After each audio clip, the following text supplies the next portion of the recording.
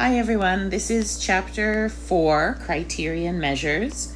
Criterion is just the singular form of criteria. Criteria are outcome variables, things that can be measured, and in this chapter we'll be talking about them in relation to measuring job performance. So criteria can actually be used to demonstrate the performance or effectiveness of employees, and the reason that this is important for industrial organizational psychologists is that we can use these criteria to show whether employee outcomes actually improve as a result of a personnel selection measure or a training program or some other type of workplace intervention.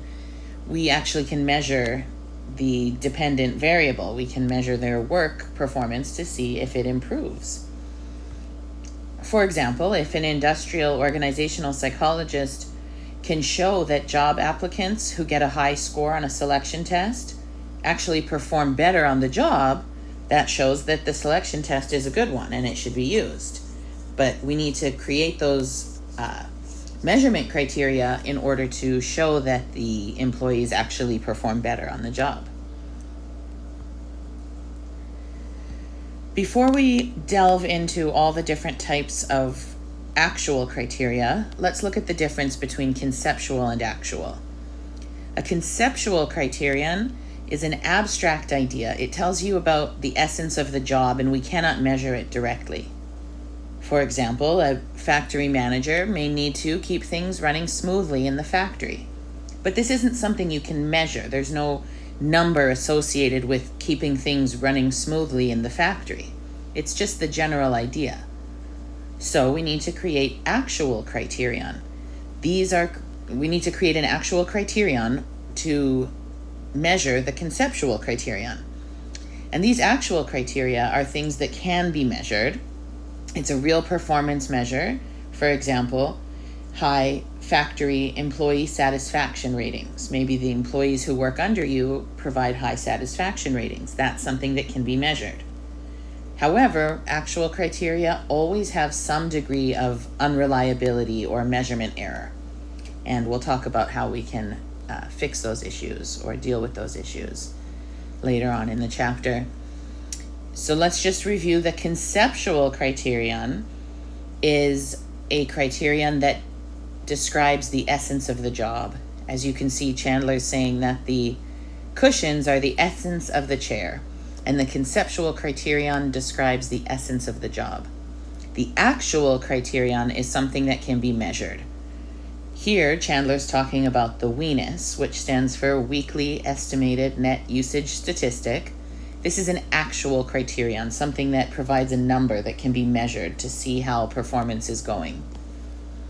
I like to use friends as examples as often as possible. So let's talk about why there's always a degree of error with any type of measurement criterion. In this case, we're looking at the job performance of a barista. So we have 3 different actual criteria that can be used to evaluate her job: supervisor ratings, drinks served per hour, and number of customer complaints. And these are good actual criteria. However, there's always the possibility for error or bias. For example, maybe her supervisor expects more from her than he does from the other employees, so he's harsher in his ratings. Also, because he expects more, he might give her all the harder drinks to prepare, resulting in fewer drinks served per hour. And maybe these difficult or complicated drinks are ordered by more finicky customers who are more likely to complain. So this barista may score lower on job performance than her coworkers when she's really not any worse of an employee. This leads to the criterion problem, which is actually caused by 2 things. The criterion problem is the difficulty of actually capturing the conceptual criteria with actual criteria. Remember, the conceptual criteria describe the essence or general idea of the job. The actual criteria are the ones that we measure. And there's 2 reasons that they can not match up as much as we would like them to. The first is because the original job analysis didn't properly define the conceptual criteria. Maybe didn't include all of them or didn't do it properly. And the second is that the actual criteria are unreliable or contain some kind of measurement error, like we just discussed in the barista example. So it's very important to choose good actual criterion. If we look at this Venn diagram, you can see that the conceptual criterion and the actual criterion overlap. We want them to overlap as much as possible because we want the thing that we're using to measure job performance to really be highly related to what's expected from the job. A criterion deficiency is the degree to which it doesn't overlap. That's the conceptual part that's not being covered by the actual criteria. It's not being measured. There are important things to do with the job, important aspects of the job that are not being measured by the actual criteria. That's called a criterion deficiency. On the other side, the part that doesn't overlap is the actual criteria is called criterion contamination. This is where the actual criteria includes something that it shouldn't. Perhaps we're measuring the length of the shifts of the baristas. Not important to the conceptual criteria. It doesn't really have anything to do with the general essence of the job, so there's no reason to be measuring it. This is called criterion contamination. In the middle, that's the good stuff. That's what we like. Criterion relevance. The relevance is the degree to which the actual criterion overlaps with the conceptual criterion. That's a good thing when it overlaps because it means we're measuring the right thing. Criterion relevance is what we want. In this diagram, you can see that the conceptual criteria are covered by 3 different actual criteria. The general essence of the job can be measured through customer satisfaction, performance ratings, and number of units produced. Another good thing about this diagram here is that our actual criteria are not overlapping very much. That's a good thing as well. When they do overlap, that's a bad thing because we're covering less of the conceptual criterion blue bubble. See how less of the blue bubble is covered?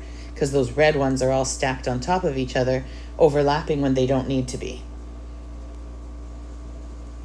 We are done with those Venn diagrams.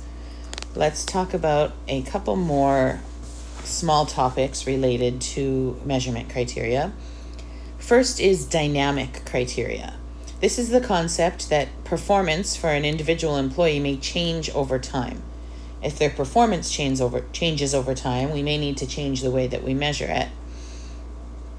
And over on the right-hand side, we talk about typical performance versus maximum performance. Typical performance is the job performance an employee usually exhibits. This is how they normally work on a day-to-day basis. Maximum performance is the very best performance that an employee is capable of carrying out. So their very, very best work. And interestingly, these are not correlated. So somebody who typically performs very well on the job may not have the best max performance. Someone who typically doesn't perform very well might have a great max performance. They're actually not correlated with each other. The typical performance is their day-to-day work habits, and their maximum performance is their very best work. And these are not related to each other. So how do we choose good actual criteria?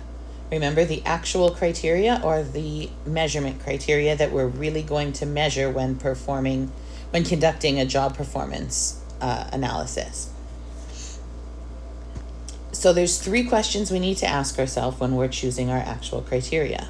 The first one is, can it detect differences among employees? For example, if all the employees get a score of 5 out of 5, it's not a very reliable measure. It's not going to tell you any differences between the employees. The second question that you need to ask yourself is whether your actual criteria is accepted by employees and supervisors. If the workers don't approve of the measure, they can actually sabotage the whole study or refuse to participate. Research has found that it's very important to have the actual criteria approved by the workers and their supervisors. And the third, possibly most important aspect of choosing good criteria is whether the cost is low enough. And cost doesn't just mean money, it also means time or how much you're infringing on the workplace. You can't just take up all of their work time and they won't get anything done. So if it costs too much time or money, this can be very disruptive. So just to review, when you're choosing your actual criteria, you need to make sure that it can detect differences between employees, that it's accepted by the employees, and that it doesn't disrupt the organization or cost too much. Once you've chosen your criteria, the next decision to make is whether you want to keep them all separate or put them together into composite criteria. Multiple criteria means that you're keeping your measures separate. In this example, we have likability scores from coworkers, supervisor ratings, number of customer service issues solved, and number of orders per hour. These are all important measures to see how well an employee is performing. On the right-hand side, we have one big average composite criteria, where we take the average of all of those numbers and put them all together. On this slide, you can see a graph. That solid red line is the composite criterion. That's where we took the average of the other three. You can see the other three in blue, green, and purple dotted lines. So depending on what we're looking for here, sometimes it's better to have the composite criterion, that solid red line that just gives us one simple graph to see that it has improved. Or sometimes we would want to look at each of the separate criteria. On the left of the graph, it asks which is better, and the answer is it depends what you're looking for. The composite criteria, the average, is better for looking at the bottom line. Did the training program work or not? It answers our bottom line question, gives us a general big picture idea. It's good for communicating with non-researchers. It's simple. However, the multiple criteria are better for taking a deeper look at what's going on or examining the details of employee performance. This whole time we've been discussing measurement criteria in terms of job performance. So let's look a little bit more at what job performance is. And in the next chapter, we'll actually discuss how they conduct the analysis. Job performance can be broken up into two types of performance. The first is task performance. These are the core tasks that make up the particular job and are usually included in the job description. These are unique to the specific job. For example, making popcorn, or operating a forklift, or answering phone calls, or preparing coffee. That would be a specific task needed for that job. Contextual performance, on the other hand, has nothing to do with the job itself. It's more their behaviors that support the social environment in the workplace. These would be good things in any job. They're similar across all jobs. For example, helping your coworkers is always a good thing. Following company rules, being nice. These are all things that will help you in any job. On the top right, you can see that the behaviors associated with contextual performance are called organizational citizenship behaviors, or OCBs. These are behaviors focused on helping coworkers and helping the organization. On our next slide, we're going to talk about the specific types of contextual performance behaviors, things that help you in the social environment of your workplace. Borman and Moto-Widlow have actually created a taxonomy of contextual performance, sort of a hierarchy of the contextual behaviors that you can have in the workplace. The top one says persisting with enthusiasm and extra effort. Obviously, that's a good thing in any job. Under that is volunteering to carry out tasks that are not formally part of your job, right? Going the extra mile, offering to do extra is always a good thing. Helping and cooperating with others, of course. Following organizational rules and procedures is very important. And endorsing, supporting, and defending the organizational objectives, right? Sticking with your organization, being on the same side of things. All of these are not job specific. It doesn't matter if we're talking about selling popcorn at the movie theater or being a project manager out in the construction field, or being a professor at a university. Any job you have, your performance will be enhanced if you can do these things. This slide isn't quite as important. It just sort of divides up the 8 job dimensions that are also part of any job. Job-specific tasks, those change from job to job, but every job has them. Non-job specific tasks, like following company rules. Written and oral communication, necessary for pretty much every job. Demonstrating effort, maintaining personal discipline, facilitating peer and team performance, basically working well with others, supervision or leadership, and then management or administration. These are different dimensions of any job, and any job can be broken down into these 8 categories when we're looking at job performance. Some additional dimensions of job performance that are often included when we're doing a performance analysis are counterproductive work behaviors. These are bad things like theft or derailment of your coworkers, not getting along well with people. Then there's adaptive behaviors. Those are good things. These include adjusting to new tasks or new environments, adapting to work stress, solving problems, handling emergencies, all of those kinds of adaptive behaviors. And finally, creative performance. Creative problem solving, flexibility, being original, basically being creative in the workplace. One more distinction we're going to make between types of measures when we're conducting a performance analysis is between subjective measures and objective measures. Both are very important. Subjective measures are based on a personal judgment. Often a good example of this are supervisor performance ratings.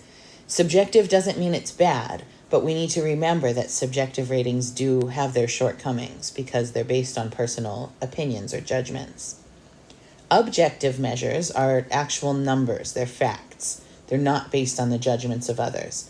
Examples of objective measures would be number of sales or number of units produced, anything that can be measured just with a number and no subjective rating. We are almost done with this chapter. As you can see, we've discussed all different sorts of measurement criteria when we are assessing job performance.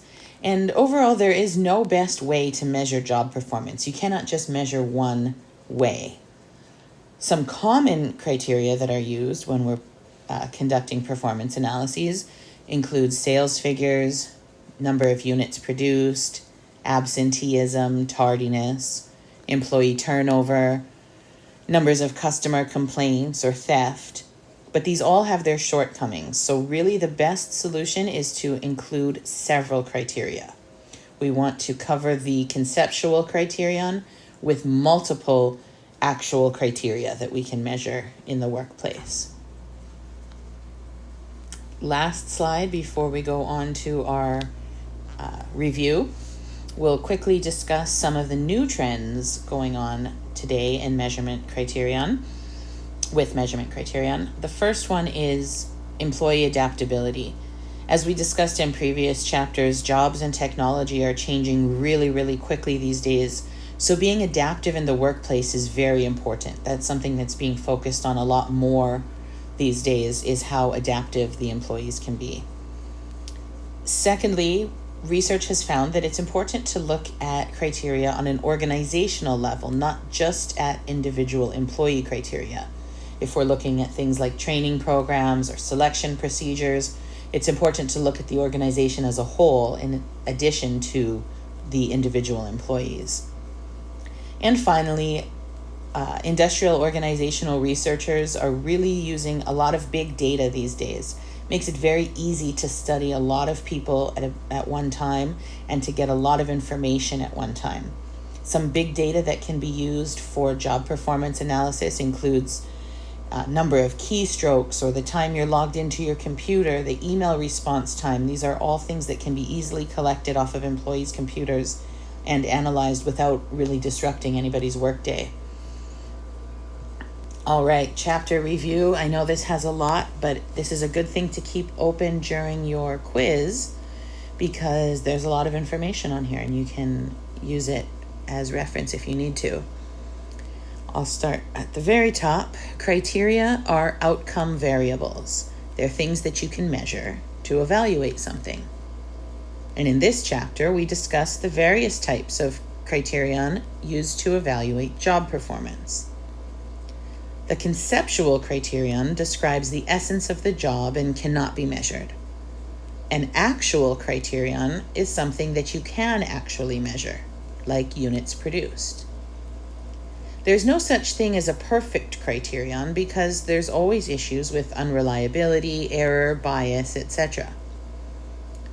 The criterion problem is that it's very hard to truly capture the conceptual criteria with the actual criteria. Criterion deficiency is when the conceptual criteria are not covered by the actual criteria. Criterion contamination is when the actual criteria measure things that are unrelated to the conceptual criteria. Criterion relevance is that middle overlap in the Venn diagram. That's the degree to which the actual criteria overlap with the conceptual criteria. The criterion relevance is a good thing, right? The actual criteria are what we're using to measure, and the conceptual criteria are what we want to know about. So it's a good thing when those overlap and we have criterion relevance. Dynamic criteria gets at the issue of job performance changing over time. Typical performance is how the employee usually works, and maximum performance is an employee's best work. And remember, these two types of performance are not related. Now I'm over on the right-hand side. Good job performance criteria should do three things. They should detect differences between employees, be accepted by employees and supervisors, and cost as little money and time as possible. Multiple criteria keep each measure separate, and those are good for taking a deeper look. Composite criteria is when you take an average of the multiple criteria. A composite criterion is good for assessing the big picture or the bottom line. Task performance is one half of your job performance, and these are the main tasks that make up a specific particular job. For example, making popcorn. Contextual performance are behaviors that support the social environment, and those apply to any job. For example, working well with your coworkers. And these types of behaviors are called organizational citizenship behaviors, OCBs. Organization citizenship behaviors are the good social things that you do to make yourself a good worker. Counterproductive work behavior, those are the bad things like stealing. Adaptive behaviors are a good thing, and that means you're able to change your behavior as the environment changes or the technology or the nature of work. You adapt to the environment. That's a good thing. And creative performance is also a good thing. Flexibility, originality, creativity. We're almost done. Subjective measures are a personal judgment or rating and can differ from person to person. Objective measures are something that can actually be measured, like typing speed, and there's no difference here, although there can be room for error. And finally, we conclude that there is no best way to measure job performance. There's no one good measurement. So we need to use several different criteria when measuring job performance. And in the next chapter, we'll go into a little bit more detail about how to conduct a performance analysis. Thank you for watching the video. Feel free to re-watch and let me know if you have any questions.